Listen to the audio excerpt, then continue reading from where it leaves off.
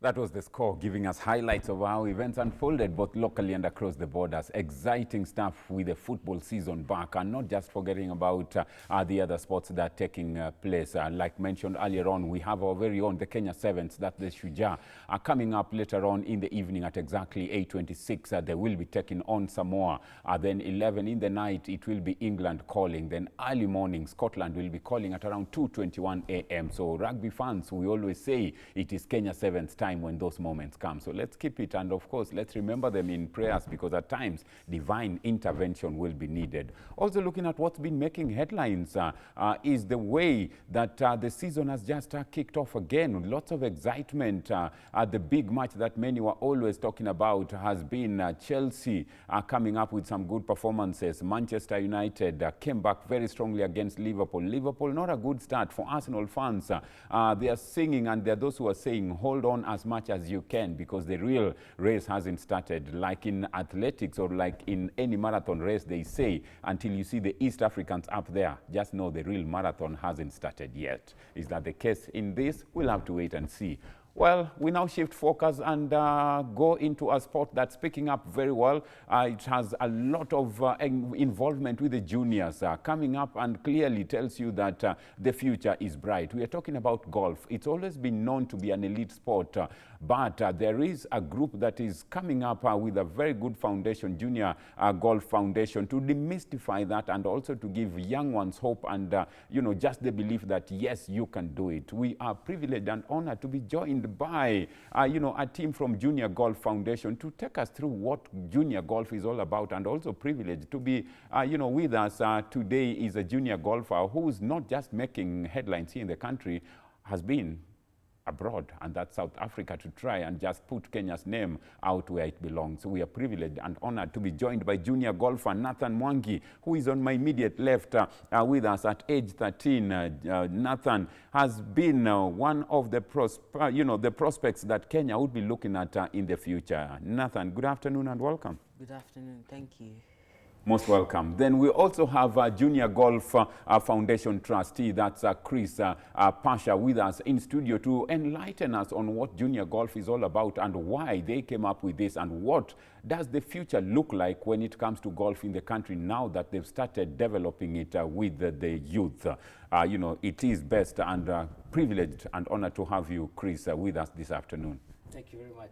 Looking forward to it. Karibuni sana, and let's start off just with Nathan, because we're talking about junior golf even before I engage Chris to find out what Junior Golf Foundation is all about. Nathan, why golf, and how did you find yourself playing golf? I started playing golf when I was 13. Golf has taught me so many things, like in life skills and discipline. Golf is all about discipline, because if you really don't have discipline, you can't play golf, because you really need that discipline. And golf is just an amazing sport. Amazing discipline, a lot of passion, and there are those who also argue that it needs a lot of patience, because at times things might not just be going your way. Chris, as we welcome you on board, and also to just enlighten us, as a trustee of the Junior Golf Foundation, what is Junior Golf Foundation all about? So Junior Golf Foundation, JGF as we call it, is the national body mandated to look after the development and promote the game of golf to juniors. JGF is an affiliate body of Kenya Golf Union, and we are very proud of the kind of work that we are seeing the team doing together with the union, in partnership with golf clubs across the country, and our key sponsors who have been very, very instrumental in helping us run our programs in the country. Key sponsors, I'm talking about Safaricom as our platinum sponsor. We have NCBA, we have Prime Bank, and we have Crown Paints as the main partners that we are working with in the country at the moment. We have about 28 competitions this year. So far, we have more than, I think there are about 6 left. So the calendar has really advanced, and out of those 28, we had 14 of them being part of the Safaricom tour that concluded just this month in August with the grand finale in Vipingo.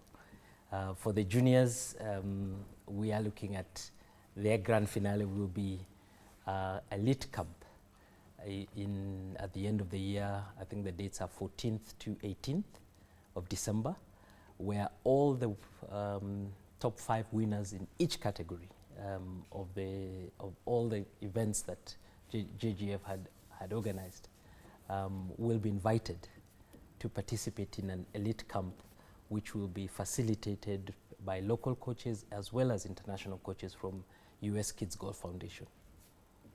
So really exciting times for junior golf in this country. As we look at the picture that you've just painted, 28 competitions, you are left with 6, and so much around bringing the golfers, the junior golfers together. I'll be engaging you shortly to find out when we say junior, what age categories or age brackets are we looking at. But let me engage Nathan and just find out. And Nathan, how did it all start? Is it out of passion? Were you on a golf course? How did it all start that you found yourself in golf? What motivated you? My dad motivated me. It was a time I just saw him play golf, and I just said, why not golf? As we look at, your dad motivating you and you looking out there, there are those who would start by being caddies, helping their dads to carry clubs, golf clubs and stuff. Was that the case with you, or it was just a case of accompanying your dad to the golf course? I was accompanying him to the golf course, watching him play, and I just got into it. There's always the assumption that getting entry into a golf club is not the easiest of things, but as a junior golfer, that gives you, the opportunity to walk in and be part of the same into a golf course. Nathan, you've been privileged to represent, the country, and you've been to major golf events. So one of the big one has been, the Big 5 tour that's in South Africa. How was it? I would say it was challenging. It was tough, but I met some new friends. Good thing about golf, you you network with people, you keep on meeting more and more new people as you play with them. It's amazing how you just meet people. Was it an invitational tour, or how did you find yourself being enlisted into the Big 5 tournament in South Africa? You had to qualify. It's an invitational tour. You have to qualify for the top 2, I think. Mm-hmm. It was a competition at Karen that you had to qualify. How was it like when you made the cut and you knew that the next thing I'll be off to Oliver Tambo Airport in Johannesburg? It was amazing. It was amazing. I just felt good that I had the opportunity to go play in another country at South Africa. It was amazing.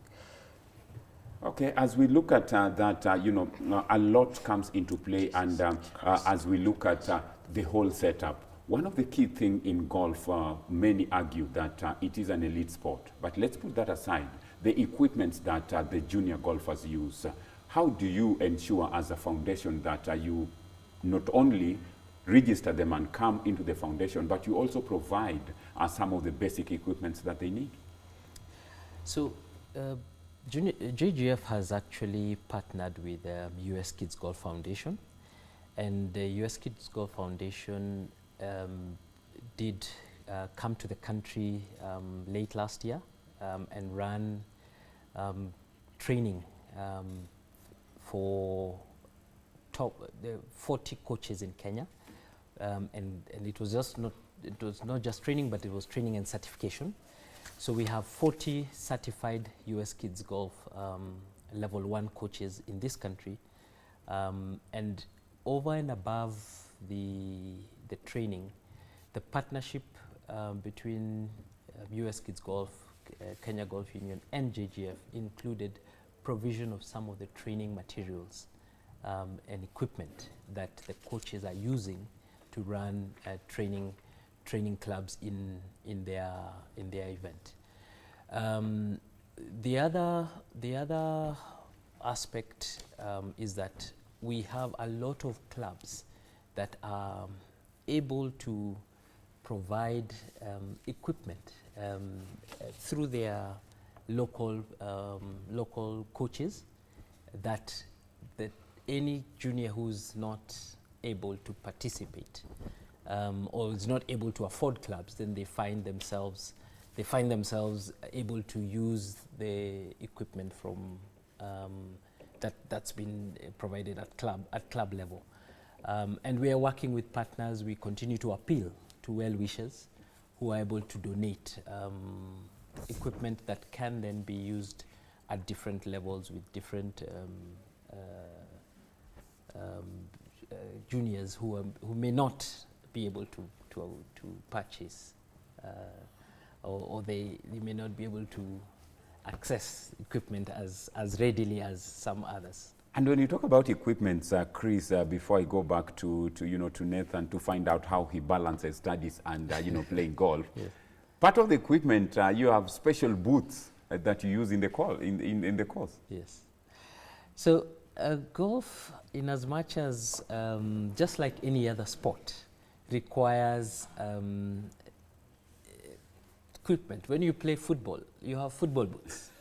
When you play tennis, there are special shoes for tennis. When you play basketball, there are sneakers that protect you when you're playing these sports. So golf is no different. There are golf shoes that are specially designed to because you walk 8 to 12 kilometers when you play 18 holes, depending on the course. So you do need shoes that are comfortable, that have grip, so that when you swing, you don't slide and fall. The golf courses have different terrain, so you need the right equipment. And it's not just the clothes, but even the clubs, because, for instance, if we go back to junior golf, juniors, their bodies are still developing. They don't have strength, fully developed bodies, so their muscles are growing. So you can't use adult size clubs because you want to protect them from injury. So they are specially designed clubs for juniors. But the ball is the same. The ball is the same.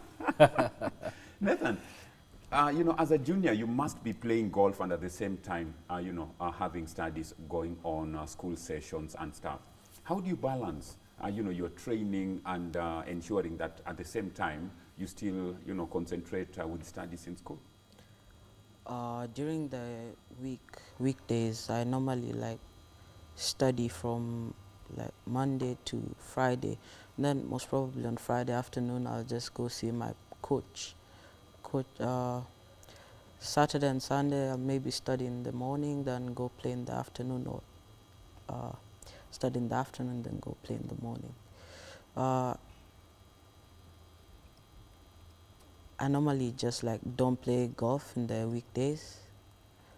I just focus more on my studies during the weekdays. Are there times you play golf for fun, or you've taken it as something that you want to build on a career on, from a sporting point of view in future?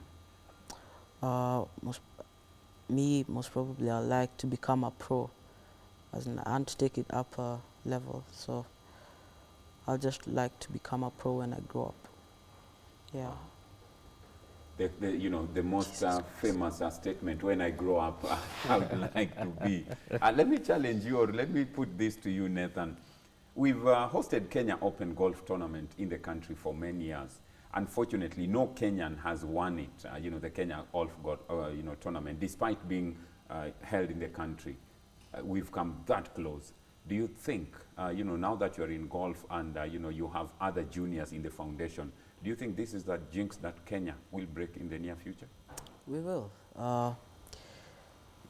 Us juniors, we're working very hard to even qualify and play in the Kenya Open, and soon one of us juniors will win Kenya Open. It might be me. It might be you breaking that jinx. I mean, Chris, How does it make you feel from a foundation point of view and also as a trustee when you hear juniors like Nathan here believing that this thing, jinx, will be broken one time and it could even be him breaking it? Does it inspire you to go out and get more juniors into the foundation? Actually, that is our reason for existence. We have a challenge. We've been challenged to build up the number of, because Kenya Open is a big investment that this country does. It puts Kenya on the map internationally in terms of who it attracts, in terms of Kenya being seen as a golfing destination. So it is in our interest to make sure that all this investment that we are making in this country under Kenya Open, then at some point Kenya, a Kenyan wins, and the Kenyans that will win are these juniors. So we are looking at it from a long-term point of view. We are looking to expose them to more competitions internationally. For instance, in 2 weeks, September 10th to 12th, we will be hosting the inaugural Faldo Series. Faldo Series is an international championship that is played across 12 countries, and some of the top, 4 of the top winners in every country then get to meet and play in the grand finale that is held in Dubai. So for the first time in Africa, this series is coming to Kenya. And we are very excited about that because it will be hosted at Limuru Country Club on the 10th to 12th of September. And it is this kind of level of competition and sporting platform that will drive that will give the juniors a chance to play Kenya Open and win it. Thank you very much, Chris. I'm told time is not on our side. Nathan, wish you all the best. We'll be following keenly and we'll be appraising Kenyans of how it goes. The Faldo series that will be coming up will also be following through. Thank you very much, Chris Pasha, Junior Golf Foundation Trustee, then also Junior Golfer Nathan Mwangi with us in studio. Wishing you all the best and thank you for making time to be with us. Thank you. Up next, we're going to a short commercial break. When we come back, we have other guests lined up in studio and also we'll be wrapping up how the Commonwealth Games came down. Don't go away. Up next is a short commercial break.